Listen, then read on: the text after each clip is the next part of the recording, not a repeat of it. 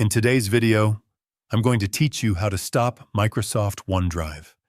There are times when you may want to temporarily stop OneDrive from syncing, whether you're trying to save internet bandwidth, reduce system activity, or simply take control over when your files are updated.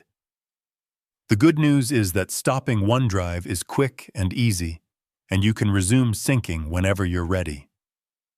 To begin, locate the OneDrive icon on your computer. You will usually find it in the system tray area near the clock. It appears as a small cloud symbol. If you don't see it right away, click on the arrow that shows hidden icons, or search for OneDrive using your system search and open it so the icon becomes visible. Once you've found the icon, click on it to open the OneDrive menu. This panel shows your recent activity and sync status.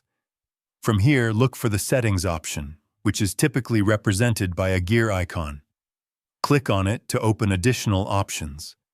Inside the menu, select the option that allows you to pause syncing.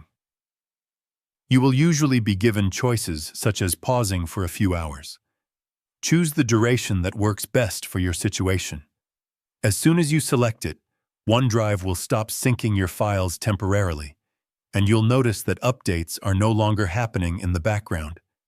If you want to completely stop OneDrive from running, you can go back to the same menu and choose the option to quit the application. This will close OneDrive entirely, preventing it from syncing or running in the background until you open it again.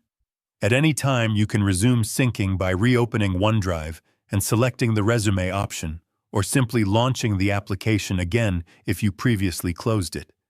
And that's it. You now know how to stop Microsoft OneDrive and manage its syncing behavior. If you found this video helpful, let me know in the comments. Give it a like, subscribe to the channel, and don't forget to hit the notification bell.